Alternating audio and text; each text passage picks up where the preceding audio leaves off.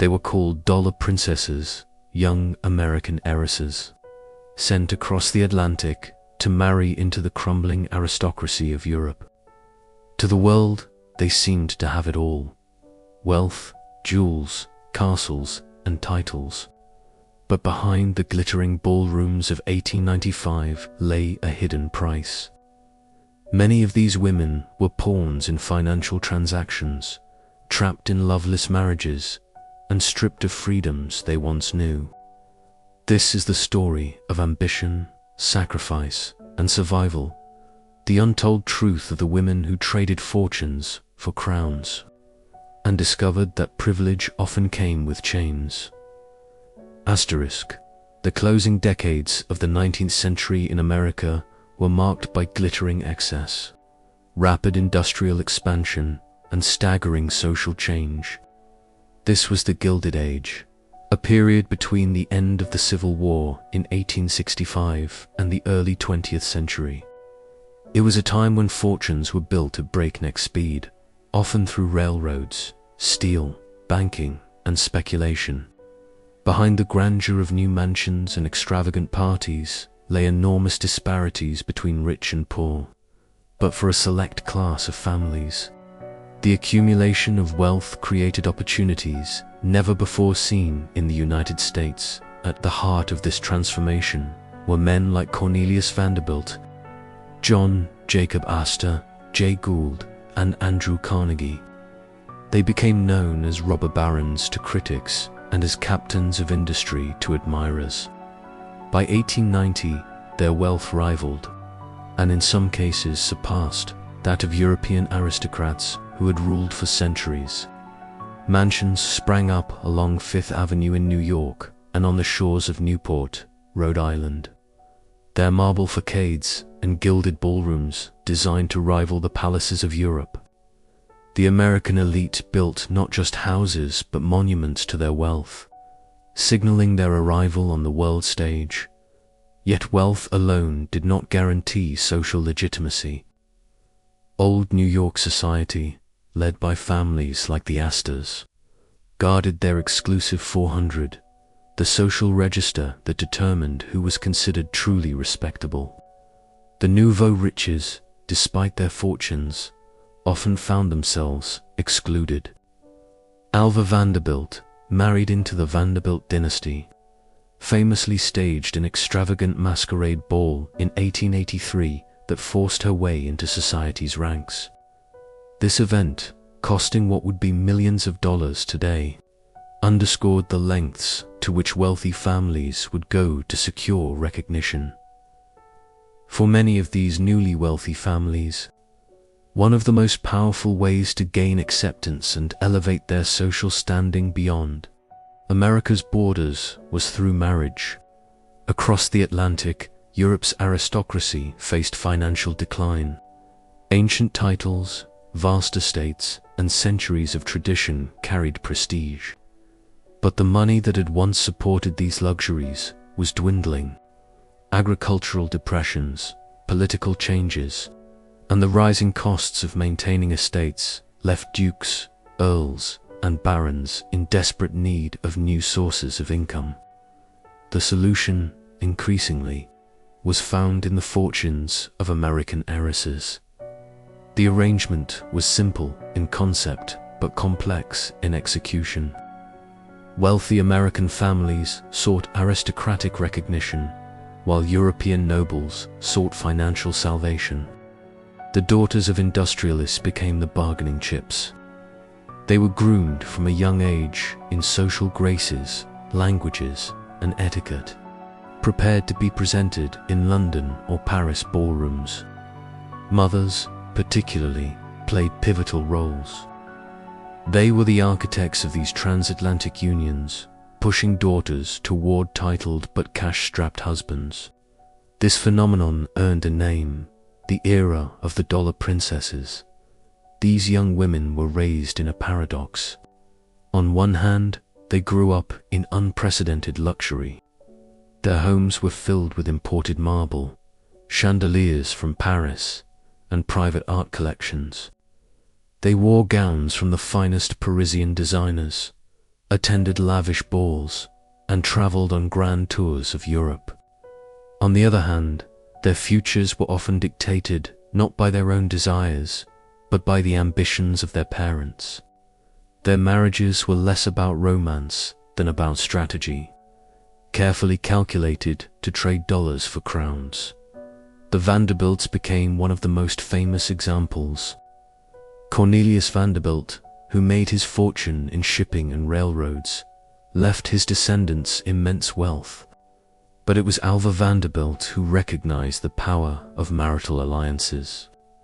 Determined to cement her family's place among both American and European elites, she orchestrated the marriage of her daughter, Consuelo Vanderbilt, to Charles Spencer, the 9th Duke of Marlborough, in 1895.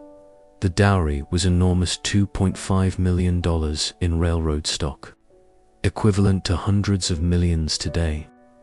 This union symbolized the height of the dollar princess phenomenon, a young American heiress transformed into a duchess. While her fortune restored the grandeur of an English estate, the Astors, too, embodied the era's ambitions. Caroline Schermerhorn Astor, known simply as Mrs. Astor, reigned as the queen of New York society. Her approval or rejection determined social status. While she guarded her 400, she also understood the currency of marital alliances. Her relatives and acquaintances were part of the same transatlantic exchange, seeking connections with European nobility to extend influence beyond America. Jay Gould's family pursued similar paths. Gould, notorious for his ruthless business dealings, sought legitimacy through his daughters. One married into the French aristocracy, becoming the Comtesse de Castellina, though the marriage quickly descended into scandal and financial ruin. These examples reveal both the allure and the dangers of such arrangements. Fortunes could rescue aristocrats, but they could also vanish into debts and extravagance. The phenomenon of dollar princesses was not limited to a handful of families. Between 1870 and 1910, historians estimate that hundreds of American heiresses married into European nobility. The combined dowries amounted to billions of dollars in today's currency. These marriages reshaped the fortunes of aristocratic families and injected American money into the European elite, saving many estates from collapse. At the same time, they altered the identities of the women involved, who found themselves navigating unfamiliar traditions and often stifling expectations. Behind the glittering surface of these marriages lay personal costs. Many young women felt trapped, their lives reduced to financial transactions. Letters and memoirs reveal stories of loneliness, cultural alienation, and the loss of personal freedom. Some marriages ended in divorce, scandal, or bitter estrangement. Consuelo Vanderbilt, for instance, later described her marriage as a form of imprisonment, orchestrated by her mother's ambition rather than her own will. Her eventual separation from the Duke of Marlborough highlighted the tension between wealth and happiness, between duty and desire. The rise of the dollar princesses cannot be understood without examining the cultural forces of the Gilded Age itself. America was a nation newly confident in its wealth, but still insecure in its cultural status compared to Europe. For ambitious families, marrying daughters into the aristocracy symbolized victoria, way to inscribe their names into history. For European nobles, accepting American brides was initially controversial, but the influx of wealth quickly silenced objections. In time, American heiresses became a common sight in London society, their dowries propping up the grandeur of stately homes. This transatlantic exchange reflected broader patterns of globalization in the late 19th century. Wealth, culture, and power crossed oceans as steamships made travel easier and newspapers spread stories rapidly. The spectacle of wealthy Americans marrying titled Europeans fascinated the press on both sides of the Atlantic. Newspapers covered weddings in detail, describing gowns, jewels, and guest lists with breathless fascination. These stories fed public curiosity and reinforced the allure of the dollar princess ideal. The stage was thus set by 1895. Industrial fortunes in America produced daughters whose value extended beyond national borders. Aristocratic decline in Europe created a demand for wealthy brides, and mothers, armed with ambition and determination, acted as negotiators in this silent marketplace of marriage. What appeared as fairy tale unions masked the reality of bargaining and sacrifice. Behind the glittering ballrooms, young women became currency in a transatlantic trade that would reshape both families and fortunes. The story of the dollar princesses begins not in the castles of Europe, but in the parlors and drawing rooms of America's Gilded Age. It was here, among the Vanderbilts, Astors, and Goulds, that daughters were born into lives of unimaginable wealth and prepared to be sent across the ocean as offerings in the pursuit of status. Their futures were written long before they stepped into the ballrooms of London or Paris, as pawns in a game that fused money, power, and ambition on a global scale. By the final decades of the 19th century, the old aristocracies of Europe faced a slow but undeniable decline. For centuries, dukes, earls, barons, and counts had lived on vast estates sustained by agricultural rents and the labor of tenant farmers. Their prestige was rooted not only in wealth, but in traditions stretching back to the Middle Ages. Yet by the 1870s and 1880s, the financial foundations of this system were eroding. Industrialization shifted economic power toward cities and factories, while global competition depressed the value of agricultural products. The landed elite, once secure in their riches, found themselves increasingly land-rich and cash-poor. Britain provides perhaps the clearest example of this crisis. By 1880, British agriculture was facing its worst depression in centuries. Cheap grain from America and Russia flooded European markets, undercutting the profits of traditional farms. Landowners who once relied on tenant rents watched their income collapse. The states that had supported lavish lifestyles for generations now teetered on the brink of insolvency. The grand country houses of England, the very symbols of aristocratic prestige, were becoming impossible to maintain. Roofs leaked, gardens overgrew, and servants were dismissed to cut costs. The problem was not confined to Britain. Across continental Europe, nobles faced similar pressures. In France, centuries-old families struggled to adapt to the republican order that followed the fall of Napoleon III in 1870. The Third Republic offered prestige to wealth rather than to ancient lineage, leaving many aristocrats adrift in a new social world. In Germany and Austria-Hungary, aristocrats still held political clout, but industrialists and bankers increasingly dominated the economic sphere.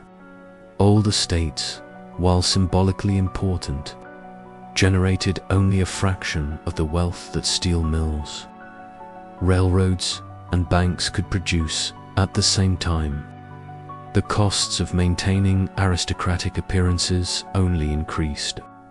Country houses demanded constant repair, staff salaries had to be paid, and the social calendar of the elite required endless entertaining. Balls, hunts, and receptions were not luxuries but obligations, ensuring visibility and status in an unforgiving hierarchy. To reduce expenses was to risk ridicule or social decline.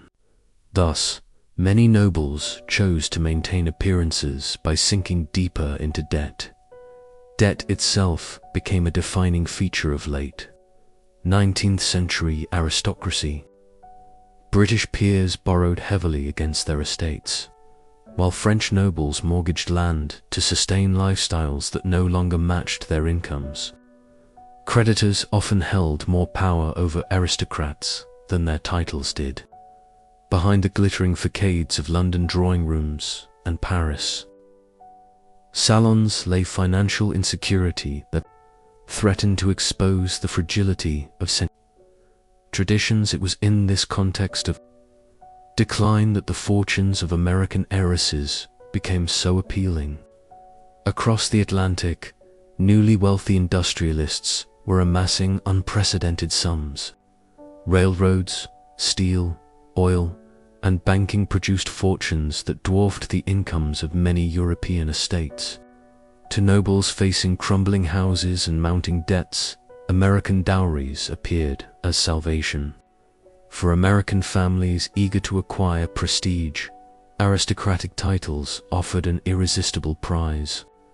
The dollar princess marriages thus represented not mere romance but a financial transaction that met the needs of both sides. One of the most famous examples of this economic desperation was the Spencer-Churchill family, holders of Blenheim Palace. By the 1890s, the Palazzo monumental estate, built in the early 18th century, was in dire disrepair. The 9th Duke of Marlborough, Charles Spencer-Churchill, inherited vast lands but little money to maintain them. His marriage to Consuelo Vanderbilt in 1895 injected $2.5 million into the family fortune, stabilizing the estate and preserving its grandeur. Without American wealth, Blenheim might have fallen into decline like so many other aristocratic houses. Other noble families sought similar arrangements. The impoverished French aristocrat Bonnie de Castellina married Anna Gould, daughter of the American railroad magnate Jay Gould. The marriage was infamous for its extravagance. Castellina squandered Gould's fortune on Parisian parties, art collections, and the construction of the lavish Ballrooms. Their union eventually ended in scandal and divorce. But the story captured the essence of the phenomenon. American money propped up European nobility, while titles offered a veneer of legitimacy to American wealth. In Britain, newspapers began to track these marriages with fascination and, at times, with dismay. Commentators worried that ancient families were selling their titles to the highest bidder. Satirical magazines mocked dukes and earls as merchants of pedigree, trading centuries of lineage for railroad stocks and mining shares.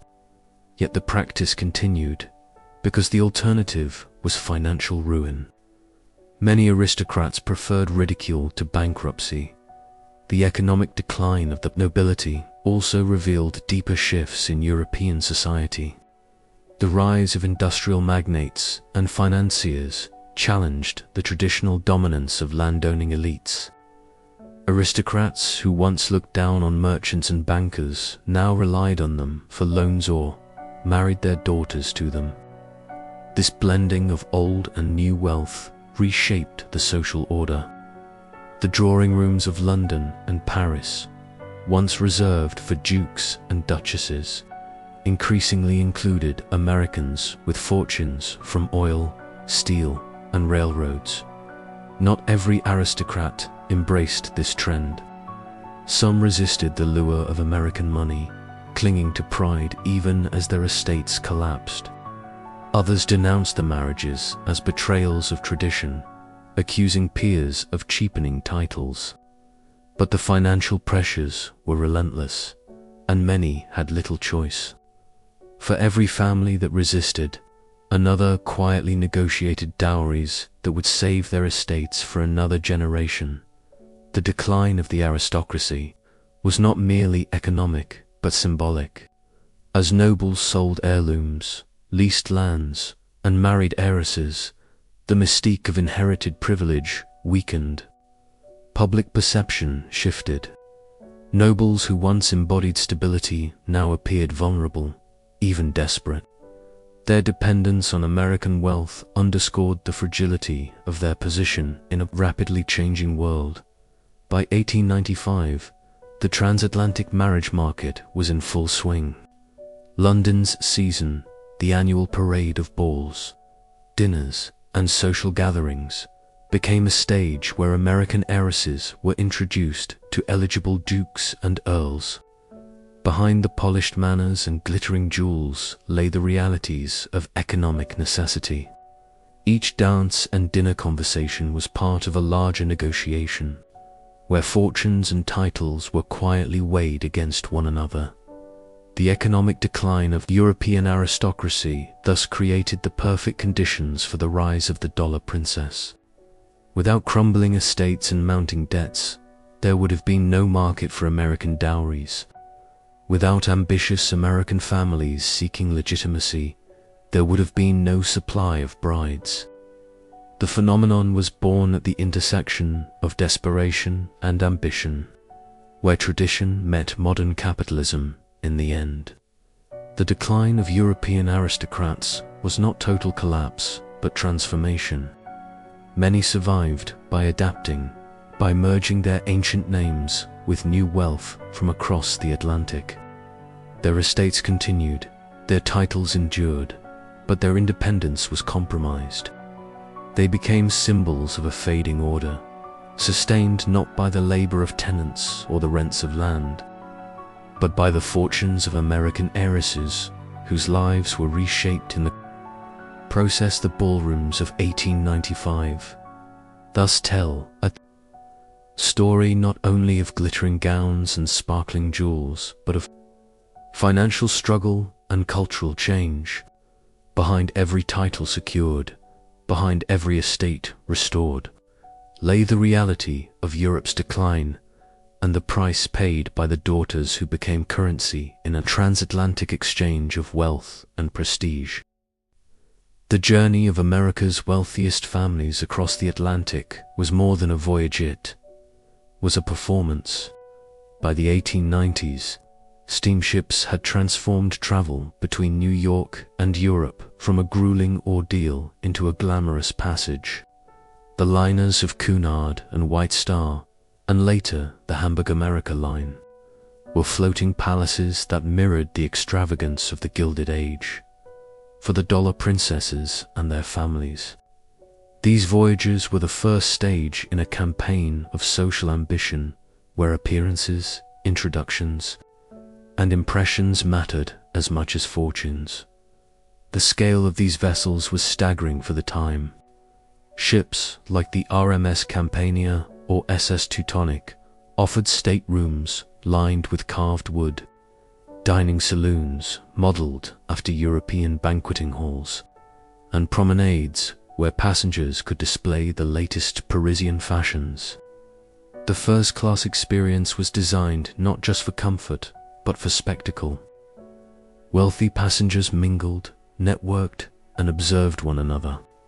A family preparing to enter London or Paris society began cultivating their image before they even reached European shores.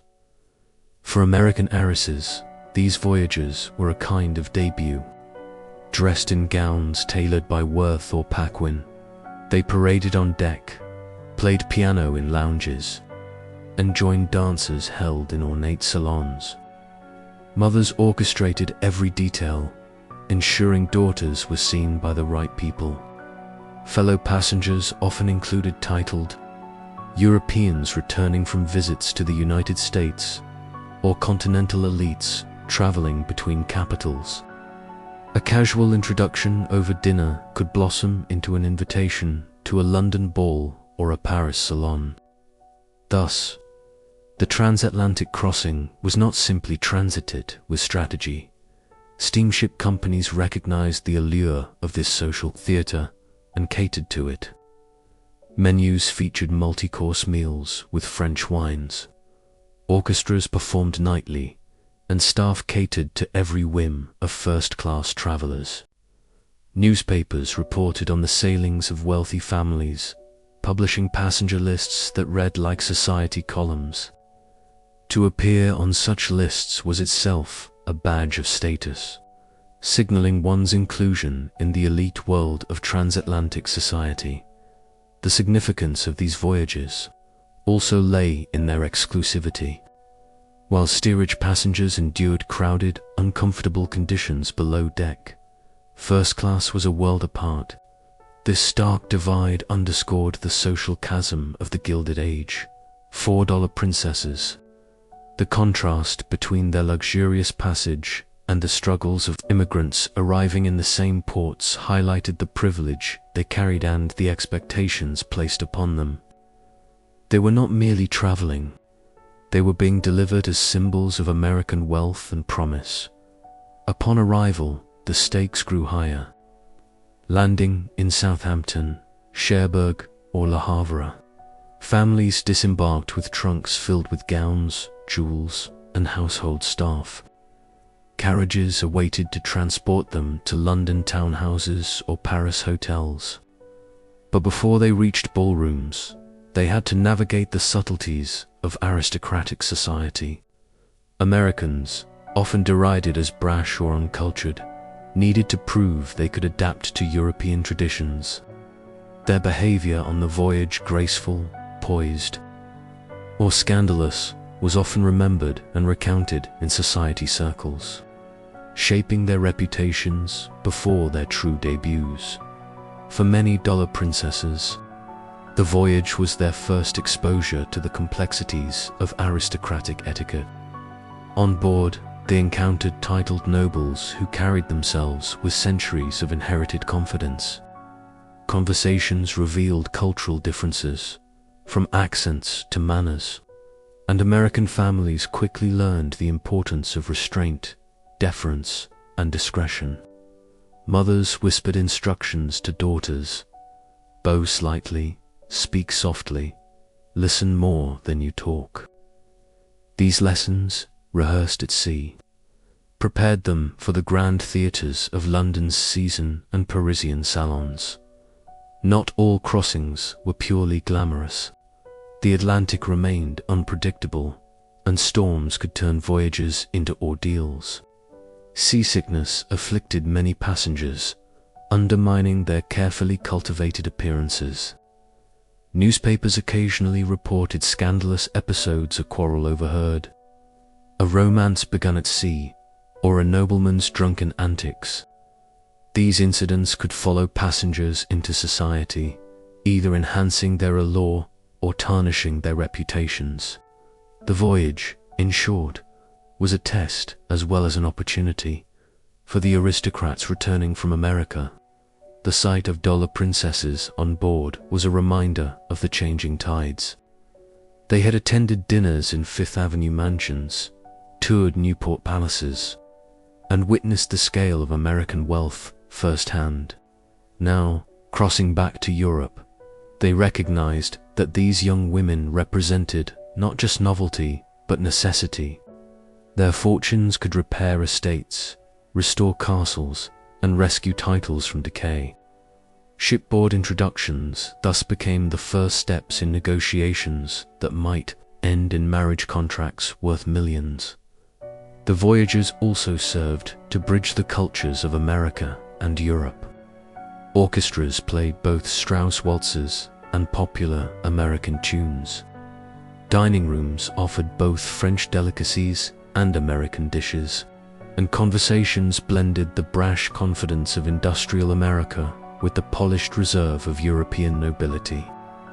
On these ships, the two worlds met in microcosm. The dollar princesses were at the center of it, embodying the exchange of wealth for status, dollars for titles. By the time these families arrived at their destinations, expectations were already set. Invitations awaited them in London, where the aristocratic season would determine their daughters' fates. The voyage had prepared them, tested them, and displayed them. The ocean crossing, once a barrier, had become a runway, a stage on which America's heiresses began their transformation into Europe's duchesses, countesses, and princesses. Behind the elegance of these journeys lay the reality that they were the opening act in a larger drama. The steamships carried more than passengers. They carried ambitions, fortunes, and the future of entire families. Each voyage symbolized the blending of two worlds, one old and declining, the other new and ascendant. For the dollar princesses, the Atlantic was both a passage to opportunity and the threshold of a life that would demand everything they had been trained to give. Asterisk, asterisk, asterisk, asterisk. If the Gilded Age produced wealth beyond imagination, it also produced a new class of mothers who understood that money alone was not enough. These women, armed with ambition, strategy, and relentless determination, became the true architects of the dollar princess phenomenon. They managed their daughters' futures as if they were business ventures, orchestrating introductions, cultivating reputations, and negotiating dowries with the precision of financiers. Behind the glittering unions of American heiresses and European aristocrats, mothers stood as the driving force, ensuring their families' fortunes were translated into something even more valuable: social legitimacy. Alva Vanderbilt embodied this archetype more than any other. Married into one of the wealthiest families in America, she was determined to transform Vanderbilt money into lasting prestige. The Vanderbilts, though unimaginably rich from railroads, had long been sneered at by New York's old guard, who considered them vulgar parvenus. Alva's weapon was her daughter Consuelo.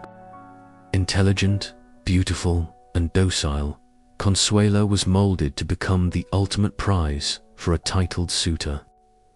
Alva demanded obedience, dictating her daughter's education, wardrobe, and social appearances. To Alva, Consuelo's marriage was not simply a personal milestone, it was a calculated strike against the barriers of old money society.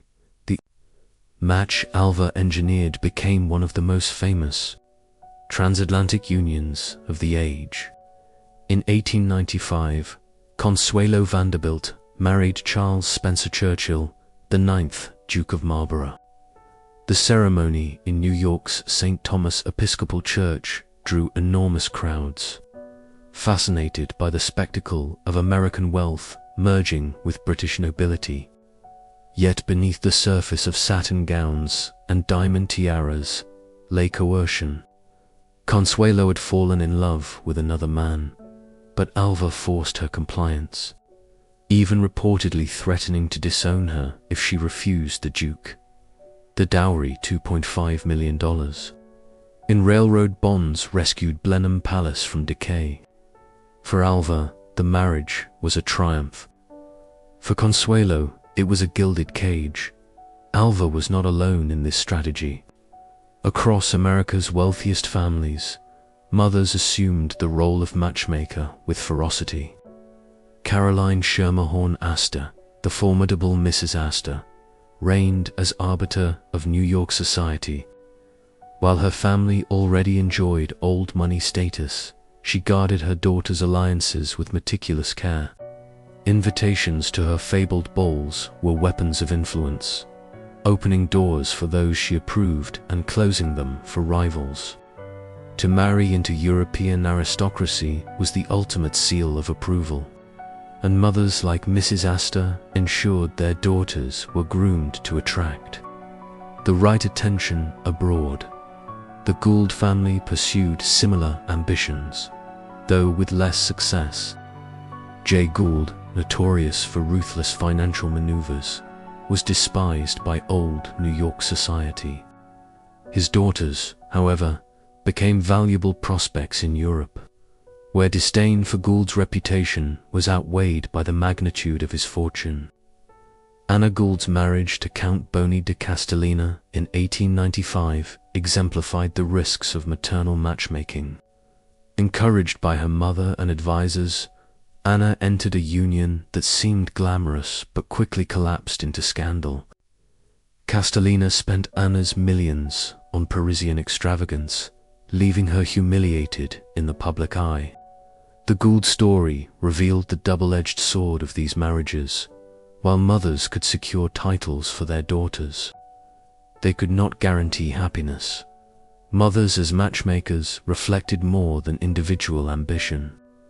They embodied a broader cultural expectation. In the Gilded Age, daughters were considered assets in a family's social strategy. Marriage was less a matter of romance than of alliance, echoing the dynastic unions of European royalty. For ambitious mothers, marrying a daughter to a duke or count elevated not only the family's reputation, but its entire lineage. It transformed industrial wealth, often regarded as vulgar, into noble legacy. The tactics mothers employed were varied. They arranged European tours timed with London's season, ensuring their daughters appeared at the right balls and garden parties. They secured gowns from Paris, couturiers, jewels from Tiffany's, and tutors in languages and etiquette. They cultivated friendships with ambassadors, diplomats, and expatriates who could provide introductions. Every detail from the cut of a gown to the angle of a bow was rehearsed to perfection. A daughter was both a debutante and an investment portfolio, carefully managed to yield the highest return. Some mothers pushed their daughters with ruthless insistence, sacrificing personal happiness for social gain. Letters from the period reveal the pressure young women endured, urged to suppress personal desires in favor of advantageous unions. Resistance was often met with threats of disinheritance or emotional blackmail. The consequences could be devastating. Consuelo Vanderbilt later wrote of her wedding day with tears streaming beneath her veil, forced into a marriage she did not want. Her story, though extreme, was far from unique. Many dollar princesses lived lives defined not by their own choices, but by their mother's ambitions, yet not all maternal. Matchmaking was coercive. Some mothers genuinely believed they were securing brighter futures for their daughters. In a world where women had limited professional or political opportunities, marriage remained the most powerful means of advancement. To marry into aristocracy was to gain security, prestige, and influence. Mothers often viewed themselves as protectors, ensuring their daughters would not be left vulnerable in a society that prized lineage and fortune above personal talent. Their efforts, though controlling, were shaped by the cultural limitations of the age. Public fascination with these ambitious mothers was intense. Newspapers chronicled their schemes with equal parts admiration and ridicule. Satirical cartoons portrayed them as generals directing social campaigns, their daughters depicted as soldiers marching toward matrimony. Critics accused them of commodifying their children, reducing marriage to a financial transaction. Yet others praised their determination, recognizing that in a patriarchal society, these women wielded power in one of the few arenas available to them. The phenomenon also illuminated generational tensions. Many daughters, raised in luxury and educated in ideals of independence, resented being treated as pawns. They yearned for marriages based on affection rather than arrangement. The clash between mothers' ambitions and daughters' desires became a recurring theme in memoirs and novels of the period. It reflected the broader conflict between tradition and modernity, between old-world expectations and new-world freedoms. By the end of the 19th century, the role of mothers as matchmakers had become inseparable from the narrative of the dollar princesses. Their influence shaped not only individual fates, but the broader cultural exchange between America and Europe. Without their relentless ambition, many of the transatlantic unions that defined the era would never have occurred. They were the unseen strategists behind the glittering weddings, the architects of alliances that reshaped both aristocratic fortunes and American identities. The story of mothers as matchmakers reveals the true engine behind the dollar princess phenomenon. It was not simply about heiresses seeking romance or nobles seeking money. It was about women ambitious, determined, and often uncompromising, who used the tools available to them to carve out power in a world dominated by men. They were both celebrated and condemned, but their legacy is undeniable. Behind every dollar princess stood a mother who understood that fortunes alone were not enough, and who was willing to bargain her daughter's future to secure a place in history. The marriages that united American heiresses with European aristocrats dazzled society with their pageantry. But beneath the satin gowns and candlelit ballrooms, they were transactions. At their core, these unions were financial arrangements, business deals, dressed as fairy tales. Dowries were the foundation, and the sums involved were staggering. The price of a title, whether it was a dukedom, a countship, or a barony, could reach into the millions. For industrial fortunes built in railroads, steel, or finance, the money was available. For impoverished aristocrats, it was desperately needed. What emerged was a market, one in which daughters became currency, and the value of a marriage was measured in dollars and pounds rather than affection. By the 1890s, the average dowry for a dollar princess marrying into the British peerage was estimated at $1 million roughly, $30 million in today's money. The sums varied depending on the title. A duke, whose rank stood at the top of Britain's aristocratic hierarchy, commanded the highest price. Earls and marquises demanded slightly less, while continental nobles often required smaller but still substantial fortunes. These dowries were rarely simple cash transfers. They often included stocks, bonds, or shares in railroads and industrial companies. In this way, American wealth flowed directly into the veins of European estates, sustaining country houses, paying off debts, and repairing properties that had fallen into ruin. One of the most famous examples was the marriage of Consuelo Vanderbilt to Charles Spencer Churchill, the 9th Duke of Marlborough.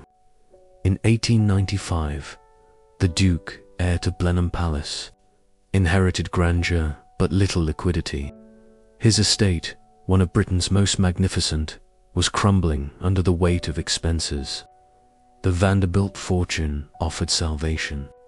Consuelo's dowry of $2.5 million in railroad bonds, an astronomical figure, Blenheim from collapse.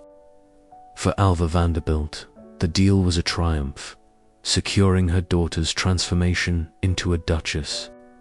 For the Duke, it was financial salvation. For Consuelo, however, it meant a marriage she did not choose. Her personal happiness sacrificed to the price of a title.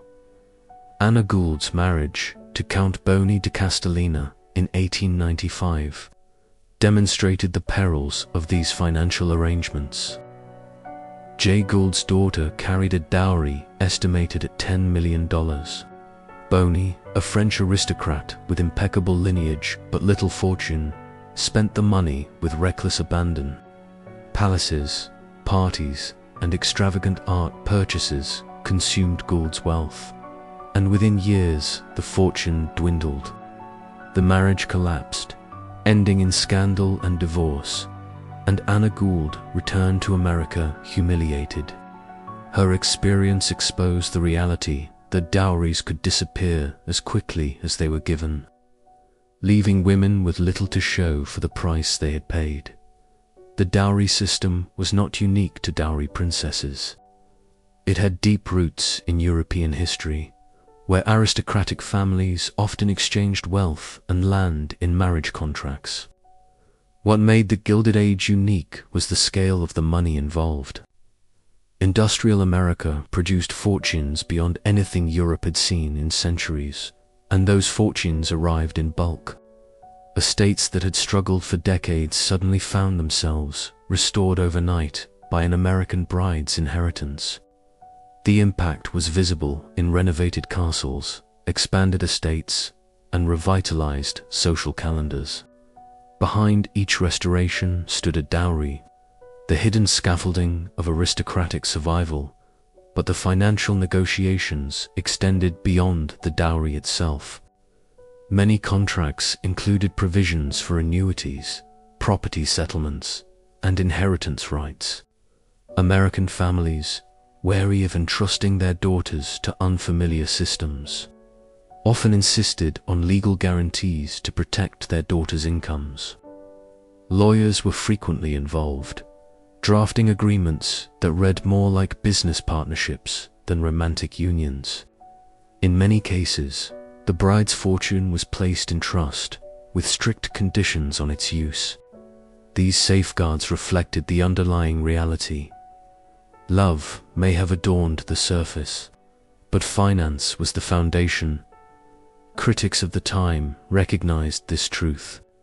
Satirical magazines in both America and Britain lampooned the phenomenon, depicting dukes and earls as auctioneers selling their titles to the highest American bidder.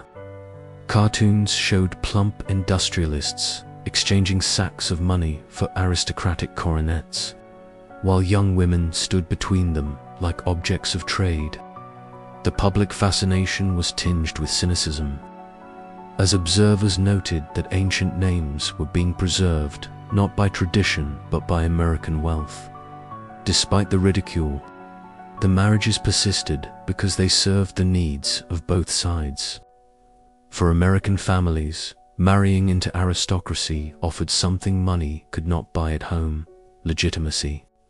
The Vanderbilts, Astors, and Goulds possessed wealth but lacked the centuries of lineage that defined social standing in Europe.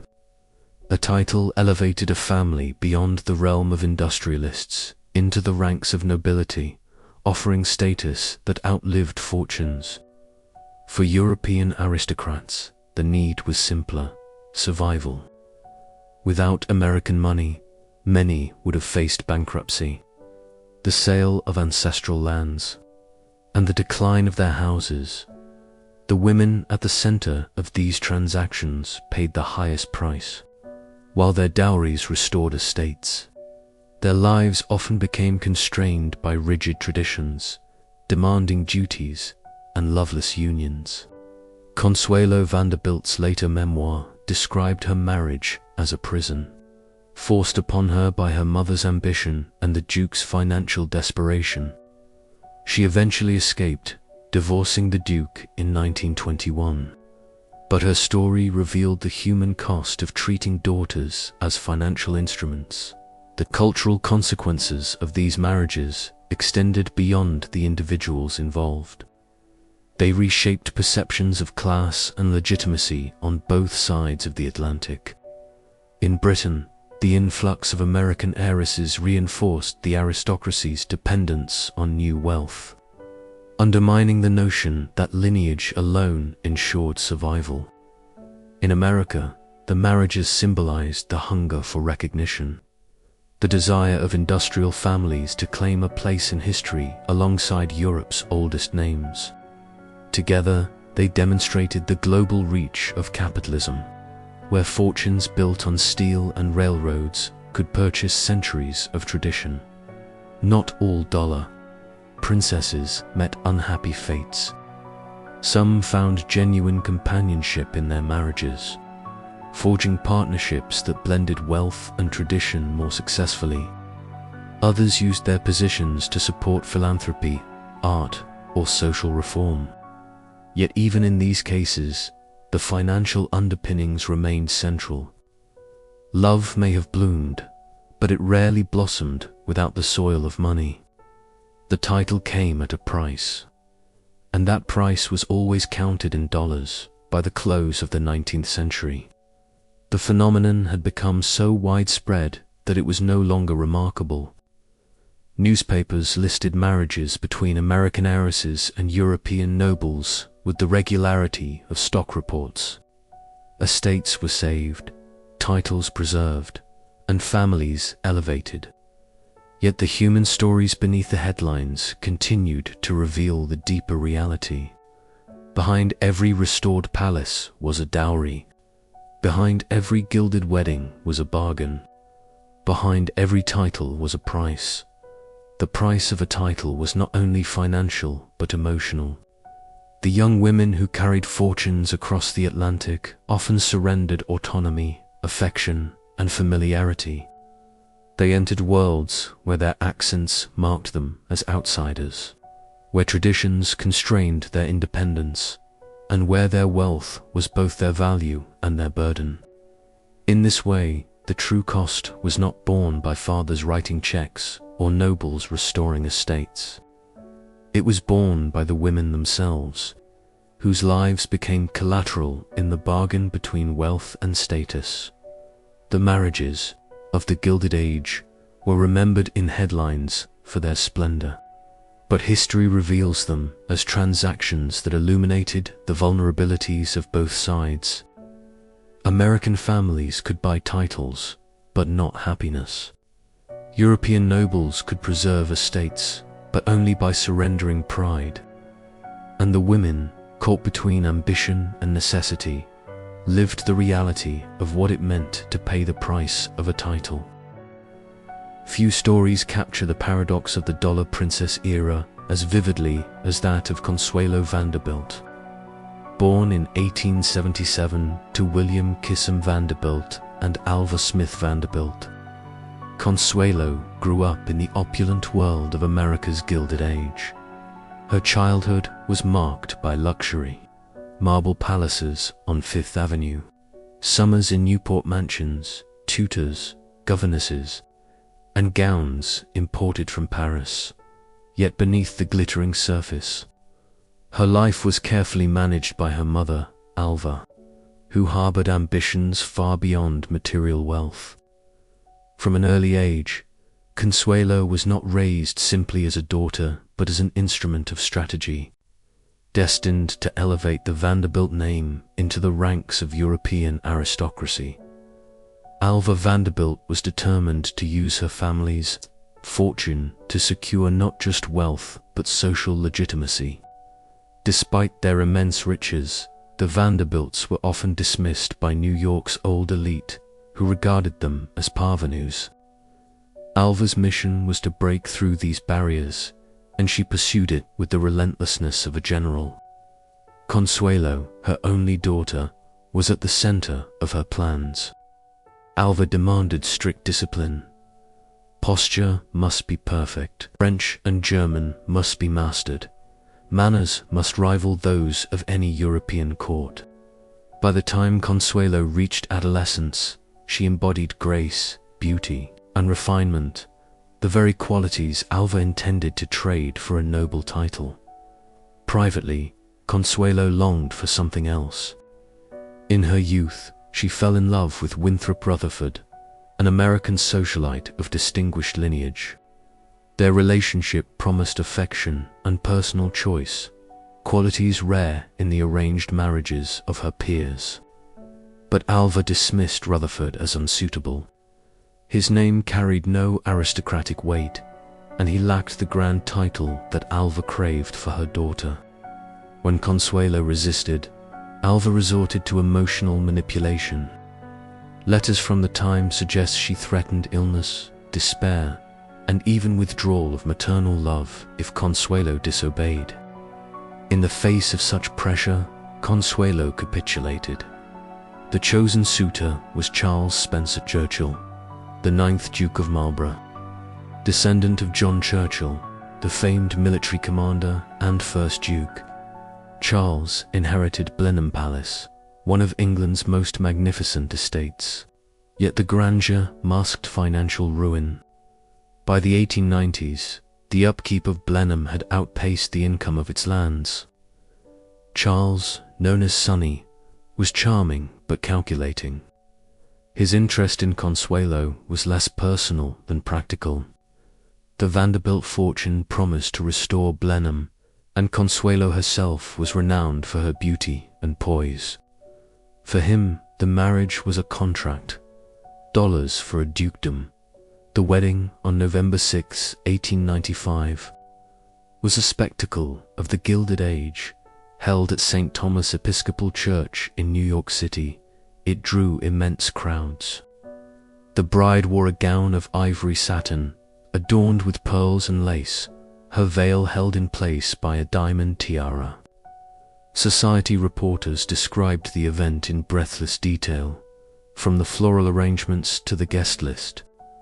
Outside, thousands gathered to glimpse the heiress who would become a duchess. The Vanderbilt dowry of $2.5 million, roughly $80 million today, was the largest ever recorded at the time. For Alva, the day marked the culmination of her ambitions. For Consuelo, it was a day of private sorrow. Years later, she admitted that tears streamed down her face beneath her veil, hidden from the public eye. Upon arrival in England, Consuelo entered a world far different from the one she had left. Blenheim Palace, though magnificent, was cold and rigid. The estate required endless management, and the responsibilities of a duchess were immense. Consuelo found herself bound by centuries of tradition, expected to host formal dinners, oversee charitable works, and serve as a model of aristocratic decorum. Her beauty and grace won admiration, but her life quickly became one of duty rather than freedom. The marriage itself was unhappy. Charles, the Duke, was distant and authoritarian, more invested in the survival of his estate than in companionship. His reputation for arrogance earned him few friends, and he treated his marriage as a financial arrangement fulfilled. For Consuelo, whose heart still remembered Rutherford, the union was suffocating. In later years, she would describe her early days at Blenheim as a form of imprisonment. Despite the grandeur of her surroundings, she felt isolated, a stranger in a country where her accent marked her as foreign and her fortune defined her value. Yet Consuelo adapted with resilience. She performed her duties as duchess with diligence, hosting lavish events and engaging in charitable work. Her efforts earned her respect in British society, and she became a prominent figure in London's social circles. She was admired for her elegance and dedication, even as she struggled privately with loneliness. The marriage produced two sons, John and Ivor, securing the lineage of the Spencer. But motherhood did little to ease her isolation. The bond with her children was strong, yet the relationship with her husband remained distant and strained. The cracks in the marriage widened over time. Consuelo found fulfillment in philanthropy, supporting hospitals, schools, and causes that aided the poor. Her sense of duty and compassion contrasted sharply with her husband's rigidity. Meanwhile, Charles grew increasingly indifferent, and infidelities further poisoned their union. By the early 20th century, their marriage was largely a formality, a partnership sustained by appearances rather than affection. Consuelo's eventual separation from the Duke reflected both personal courage and broader social change. In 1906, after more than a decade of unhappiness, she left Blenheim and pursued a life of greater independence. Divorce was still scandalous among the aristocracy, but by 1921, her marriage was formally dissolved. She later remarried, choosing Jacques Bolson, a French aviator and textile heir, for companionship rather than calculation. Her second marriage, by all accounts, was far happier, built on affection rather than ambition. In her memoir, The Glitter and the Gold, published in 1953, Consuelo reflected candidly on her life. She recounted her coerced marriage, her isolation at Blenheim, and her eventual liberation. Her words revealed the emotional cost of being a dollar princess, the sacrifice of personal freedom for the preservation of family ambition. She described her younger self as a victim of an ambitious mother and a calculating husband, yet also acknowledged the resilience that allowed her to endure and eventually reclaim her life. Story became emblematic of the contradictions of the dollar princess phenomenon. To the public, she was a fairy tale figure, the American heiress who became a duchess. To history, she was a reminder of the personal toll these marriages often exacted. Her beauty and wealth adorned the social stage, but her private letters and memoirs exposed the price paid in autonomy and happiness. She was not alone. Many other heiresses faced similar fates, their lives shaped by contracts and dowries rather than love. The legacy of Consuelo Vanderbilt endures because it encapsulates the central paradox of the age. Wealth could buy titles, estates, and social acceptance, but it could not guarantee contentment. Her story is not one of triumph or tragedy alone, but of endurance. She survived the gilded cage of Blenheim, transformed her suffering into resilience, and eventually found a measure of freedom. In doing so, she gave voice to countless women whose lives were defined by bargains struck in ballrooms and on financial ledgers. For the dollar princesses, the voyage across the Atlantic was only the beginning. Their true trials awaited in the ballrooms of London and Paris arenas, where wealth, beauty, and ambition collided with centuries of tradition. To succeed in these glittering but unforgiving spaces was to secure entry into the aristocracy. To falter was to risk social exile. In the late 19th century, these ballrooms were not mere venues of entertainment. They were theatres of power, where fortunes and futures were weighed with every curtsy, every dance, and every whispered introduction.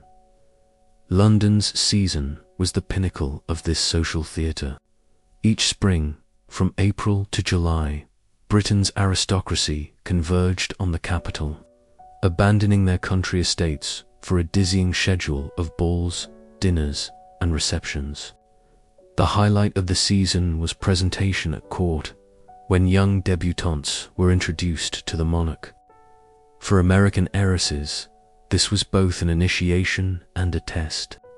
Dressed in white gowns with elaborate trains and 3 ostrich feathers in their hair, they were required to curtsy deeply before Queen Victoria, and later Edward VII. A misstep in the curtsy could spell embarrassment, yet a flawless performance opened the door to acceptance in the highest circles. Once presented, the heiresses entered a whirlwind of social obligations. The season demanded constant appearances at balls hosted by dukes, earls, and society leaders. Each event was an opportunity to display wealth and refinement. Gowns were commissioned from Parisian couturiers such as Worth and Doucet. Jewels sparkled under chandeliers, and every detail from the cut of fabric to the angle of a bow was scrutinized. For mothers, the season was the battlefield where their daughters would either secure aristocratic suitors or fade into obscurity. Paris offered a different but equally formidable stage. The salons of the French capital had long been centers of intellectual and artistic life, but by the late 19th century, they also became arenas for transatlantic marriages. American heiresses dazzled Parisian society with their fortunes and their modern sensibilities. The French aristocracy, though diminished in political power, still wielded immense cultural influence. To be accepted into Parisian salons was to gain prestige, but it required navigating a world of wit, subtlety, and sophistication. American directness, often admired at home, could be seen as gauche in Paris. Thus, the heiresses learnt to temper confidence with charm, to dazzle without offending, to participate in conversation with elegance and restraint. The ballrooms themselves were marvels of opulence. In London, Grosvenor Square, Belgravia, and Mayfair housed townhouses where chandeliers illuminated gilded ceilings and mirrored walls. Orchestras played Strauss waltzes as guests swirled across polished floors. In Paris, the Grand Hôtels, particularly along the Champs-Élysées and Faubourg Saint-Germain, hosted soirees filled with music, champagne, and endless conversation. The spectacle was dazzling, but for the dollar princesses, every step, every word, was part of an audition for aristocratic life. Competition was fierce. British and European débutantes, themselves vying for suitors, often regarded the American heiresses with suspicion or disdain. The influx of American money was both resented and welcomed. Resented because it highlighted the financial weakness of old families. Welcomed because it saved estates from collapse. Gossip circulated quickly, and every misstep could become the subject of ridicule. A misplaced word, a poorly executed dance, or an ostentatious display of wealth could mark an heiress as vulgar. Success required a delicate balancing of grandeur to impress, but enough restraint to conform to tradition. The press followed the heiresses relentlessly. Society columns in newspapers reported on their gowns, jewels, and companions, feeding public fascination. In both America and Europe, readers devoured stories of Vanderbilt, Gould, and Astor daughters dazzling foreign courts. The coverage painted these marriages as fairy tales, though insiders understood the cold calculations beneath the glamour. Still, the ballrooms provided the imagery that captivated the public: glittering chandeliers, diamantiadas, and young women waltzing with dukes under the watchful eyes of their mothers. For the heiresses themselves, the ballrooms could be both thrilling and oppressive. The glamour of gowns and jewels was offset by the relentless pressure to perform. Hours were spent rehearsing dances, perfecting curtsies, and mastering etiquette. Every encounter was a test, every smile a signal, every dance a negotiation. The emotional toll was immense. Some young women embraced the spectacle, reveling in the attention and opportunity. Others found it stifling, their individuality subsumed by the expectations of family and society. One of the most striking aspects of the ballrooms was their role in reinforcing hierarchies. Seating arrangements, dance partners, and even the order of introductions reflected strict social rankings. A young woman's place in the ballroom mirrored her family's place in society. For American heiresses, money provided entry, but acceptance required conformity to rules that had been in place for generations. The irony was sharp. They brought fortunes that sustained aristocracy, yet they were judged by the very traditions their wealth was preserving. Yet for all the constraints, the ballrooms also offered moments of genuine connection. Couples met, flirted, and sometimes formed attachments that transcended financial arrangements. Not every dollar princess was coerced into marriage. Some found genuine affection in the whirl of the season. But even these romances unfolded against a backdrop of calculation. Love was possible, but it was never entirely free from the weight of dowries and expectations. The ballrooms of London and Paris were thus crucibles of transformation. Here, American heiresses were tested, judged, and reshaped into aristocratic wives. They entered as symbols of wealth and emerged, for better or worse, as duchesses, countesses, or their futures were forged under chandeliers, amid waltzes and whispers, in spaces where appearances were everything. Behind the glamour lay the reality of scrutiny, competition, and pressure, an ordeal endured by daughters whose lives had been bargained long before they stepped onto the polished floors. By 1895, the presence of dollar princesses in European ballrooms had become a fixture of the social season. Their jewels sparkled beside those of ancient families. Their laughter mingled with the strains of orchestras, and their fortunes quietly flowed into estates on the brink of collapse. To the public, it was a spectacle of romance and grandeur. To history, it was a reminder that behind every glittering ballroom scene lay a transaction, and behind every waltz lay a bargain struck in silence. When the American heiresses stepped off the ships and into the drawing rooms of Britain and France, they carried more than trunks of gowns and crates of jewels. They carried with them a distinctly American outlook, shaped by a society less rigid, more fluid, and driven by the confidence of new wealth.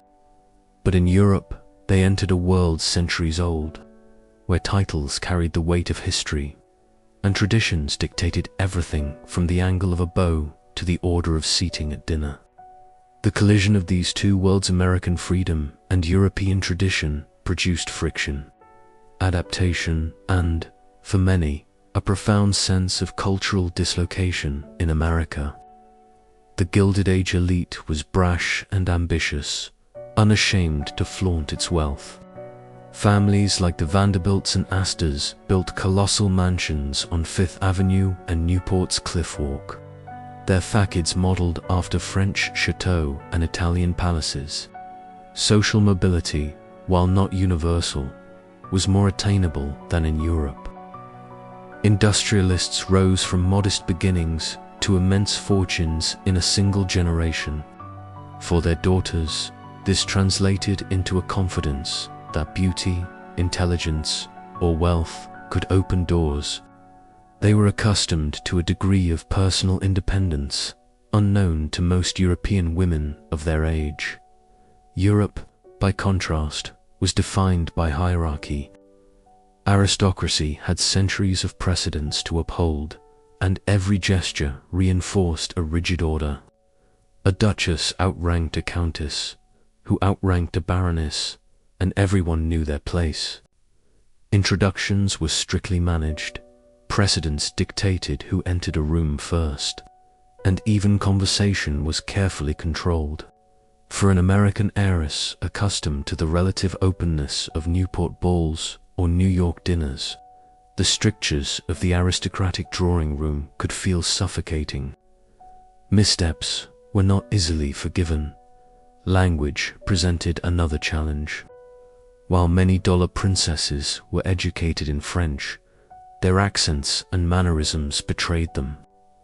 Aristocratic circles in Paris or London often mocked their directness, their louder voices, or their unfamiliarity with subtle codes of behavior. Where American women were praised at home for vivacity and outspokenness, in Europe these traits were often seen as brashness or vulgarity. To be accepted, they had to unlearn habits that had been virtues in America and replace them with the studied restraint of European decorum. One of the starkest contrasts lay in the role of women within the household. In the United States, elite women of the Gilded Age wielded considerable influence in shaping social life, philanthropy, and even aspects of family business. Alva Vanderbilt, for instance, not only orchestrated her daughter Consuelo's marriage, but also played a major role in financing and designing her palaces.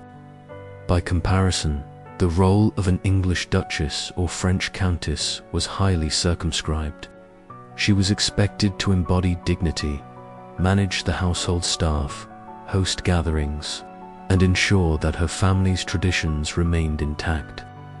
Any hint of overstepping, whether in politics, finance, or personal independence, invited criticism and scandal. The estates themselves symbolized the difference between the two worlds.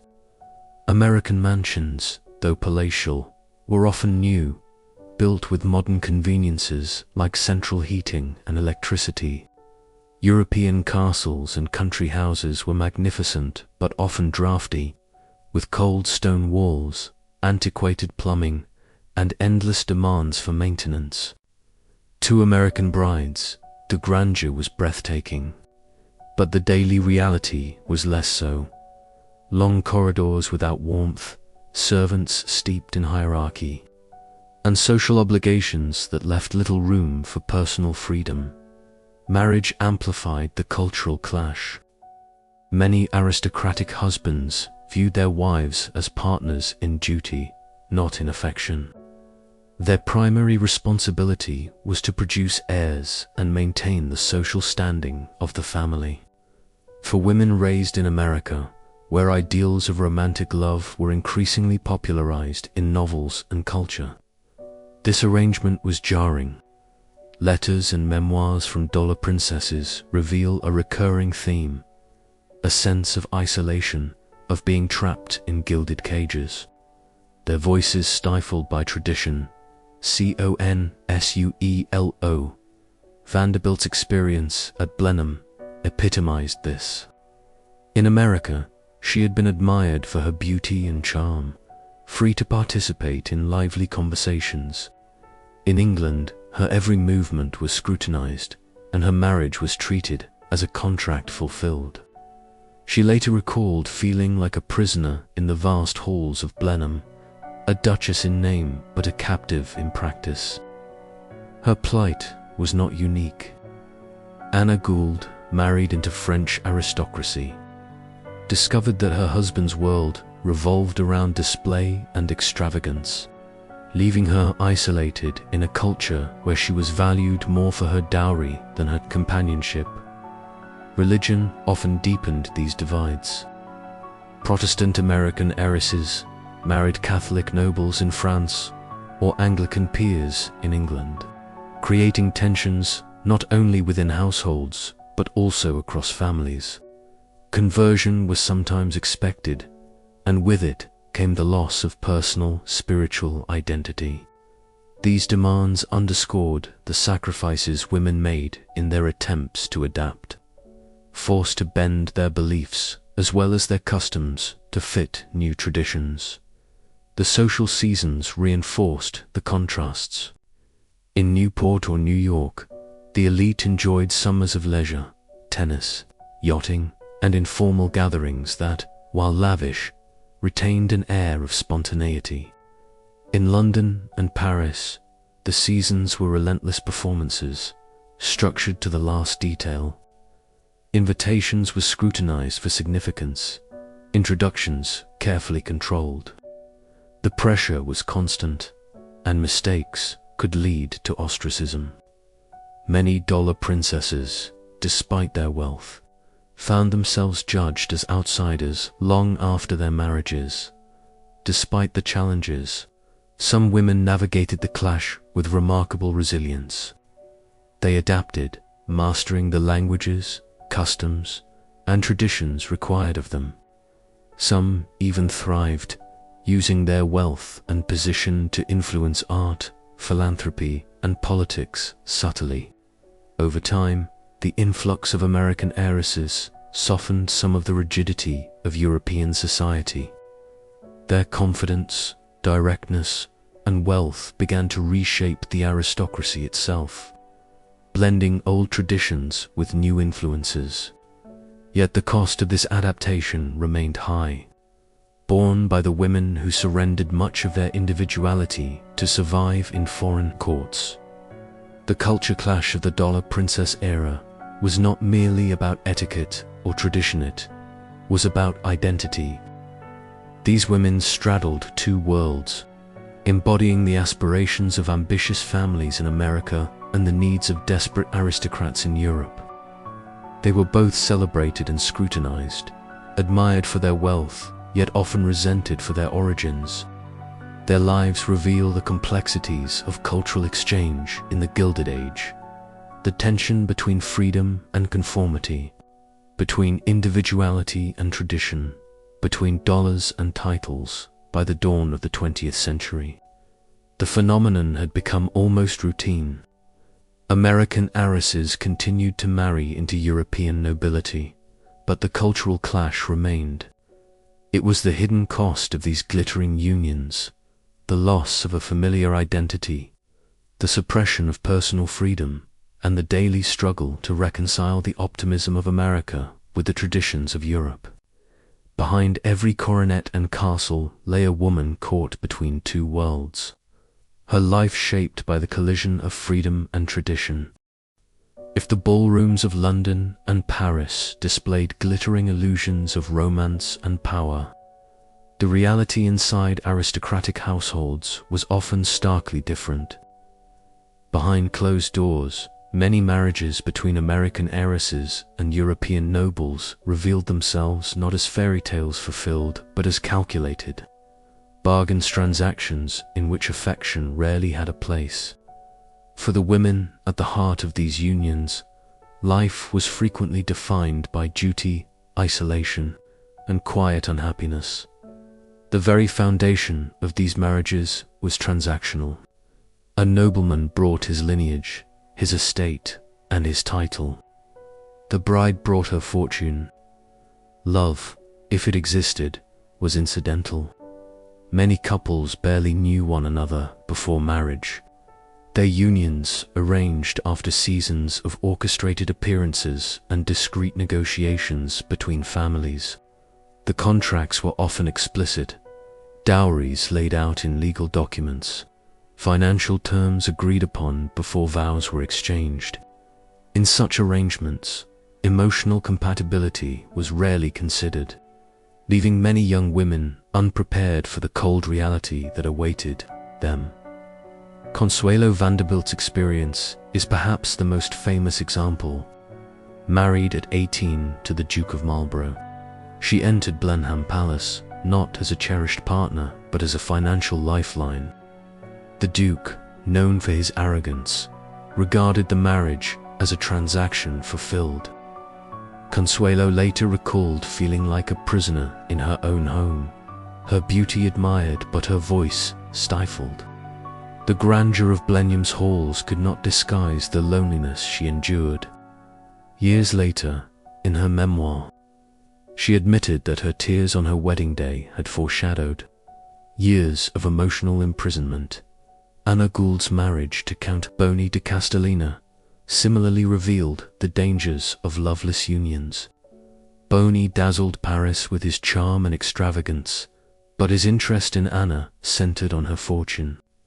Once married, he spent her millions on lavish parties, art collections, and the construction of the opulent Palais Rose.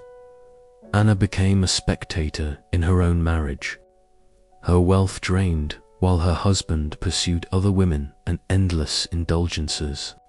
Their marriage ended in scandal and divorce, a public reminder that titles could be purchased, but fidelity and affection could not. Such stories were not isolated. Many dollar princesses found themselves married to men who regarded them as means to an end. Aristocratic husbands, raised in a culture that prized lineage above sentiment, often treated their wives with distant formality. Some engaged openly in affairs, a practice tolerated by aristocratic circles, but deeply wounding to women raised with American ideals of romance and loyalty. For these brides, the contrast between expectation and reality was devastating. The isolation was compounded by geography and culture.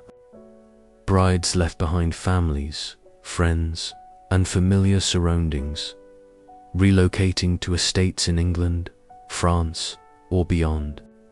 Many found themselves living in cold, cavernous houses far removed from the bustling social scenes of New York or Newport. The rhythm of aristocratic life was dictated by tradition, duty, and endless appearances, leaving little space for individuality. Letters home often conveyed loneliness, frustration, and a sense of disconnection from the lives they had once known. Children, when they arrived, brought some comfort but also new burdens. Heiresses were expected to produce heirs to secure aristocratic lineages. Success in motherhood could bring respect, but it rarely softened the emotional distance within marriages. Some women formed close bonds with their children, finding in them the affection denied by their husbands. Others endured difficult pregnancies in drafty estates, their health sacrificed to duties that seemed endless. Despite their wealth, these women often had little control over their own fortunes once married. Legal structures in Europe frequently placed dowries in the hands of husbands who wielded authority over estates and finances. Some families sought legal protections, but many brides discovered too late that their fortunes were effectively out of their control. For women who had once been the cherished daughters of American dynasties, the loss of autonomy was profound. The emotional toll manifested in different ways. Some women endured in silence, fulfilling their roles with stoic dignity.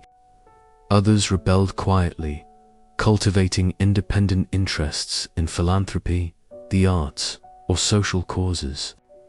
A few, like Consuelo Vanderbilt, eventually sought separation and divorce, though the scandal such actions provoked was immense.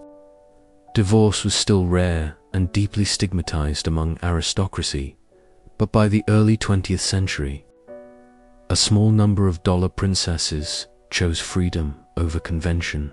The press, which had once celebrated these unions with fascination, also chronicled their unraveling. Newspapers followed scandals with equal fervor, publishing stories of affairs, extravagance, and estrangement. Public opinion shifted. The marriages that had once been hailed as fairy tales became cautionary tales. They revealed the risks of treating daughters as financial assets, and they exposed the fragility of aristocracy sustained by money rather than stability. Not every marriage was loveless, and not every bride was miserable. Some couples developed genuine partnerships, finding mutual respect or affection despite the financial underpinnings. Yet even these unions were shaped by the structures of duty and expectation that defined aristocratic life. The dollar princesses lived in a paradox, admired for their beauty, envied for their wealth, elevated by their titles, and yet often deprived of the personal freedoms and happiness they might have. Enjoyed in America, the reality behind closed doors was a stark contrast to the glitter of the ballrooms. Gowns and jewels dazzled in public, but in private, silence often echoed through the halls of palaces and estates. The women who once embodied the promise of a fairy tale found themselves bound by duty. Their lives dictated by bargains struck long before they spoke their vows. The phenomenon of loveless marriages among dollar princesses reveals the hidden cost of the Gilded Age's ambitions.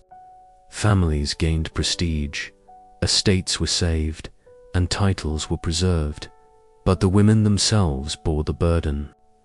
Their sacrifices exposed the limits of wealth, the fragility of tradition, and the enduring truth that money could purchase status but never guarantee love. If the dollar princess marriages dazzled with grandeur at their inception, many ended in bitterness, scandal, and very public collapse. The same newspapers that once chronicled their fairy tale beginnings later splashed headlines about infidelity, extravagance, and divorce across their front pages. The phenomenon revealed a deep paradox of the Gilded Age. Unions meant to secure stability and respectability often produced turmoil and disgrace. For the women involved, these scandals were both personal tragedies and public spectacles. One of the most notorious cases was that of Anna Gould, daughter of the railroad magnate J. Gould. In 1895, she married Count Bonny de Ca, a French aristocrat with impeccable lineage but limited resources. Bonny quickly earned a reputation for extravagance. He spent Anna's vast fortune on Parisian soirees, lavish estates, and the construction of the opulent Ballrooms. His excesses became legendary, his lifestyle funded entirely by Gould wealth. As his spending spiraled, his infidelities multiplied. By 1906, Anna could no longer endure the humiliation.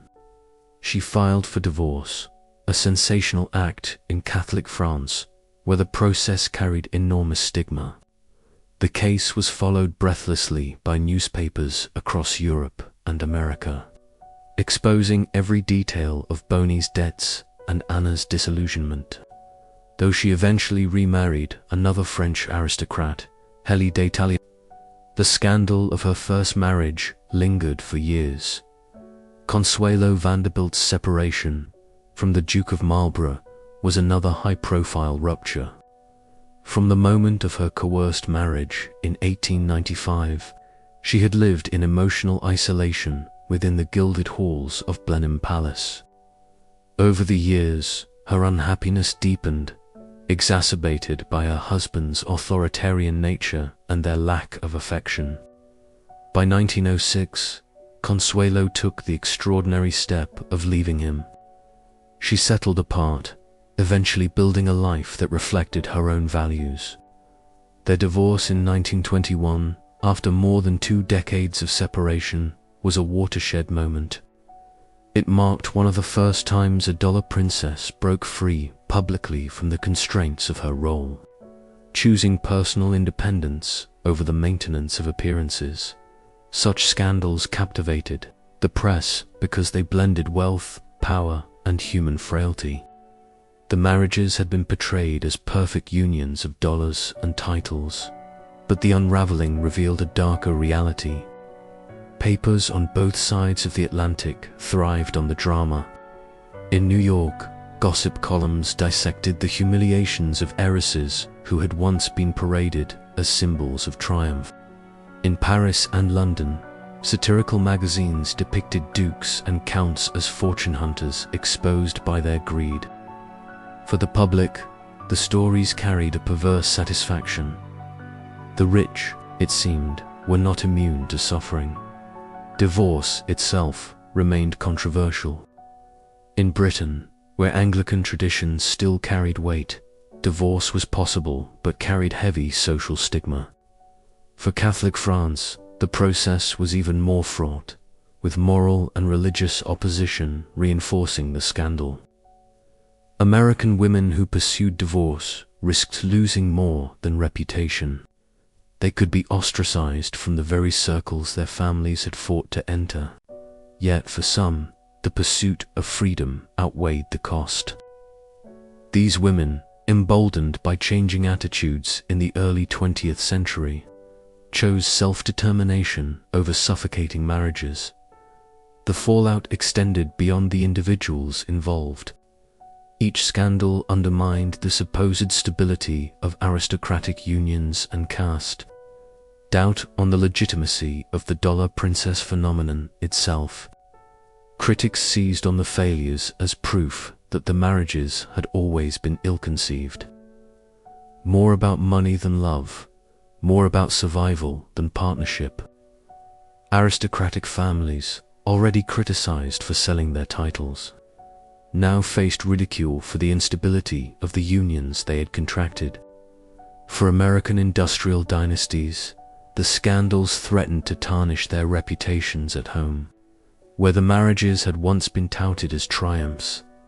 Yet the scandals also reflected broader social transformations. By the early 20th century, ideas about marriage were shifting.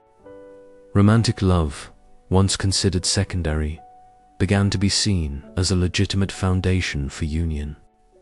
Women were increasingly asserting independence, aided by movements for suffrage and social reform. For dollar princesses, divorce was both a personal act of rebellion and a symbol of larger changes in women's roles. Their public struggles became part of the story of women breaking free from the constraints of tradition. Some of the women emerged from scandal with renewed influence.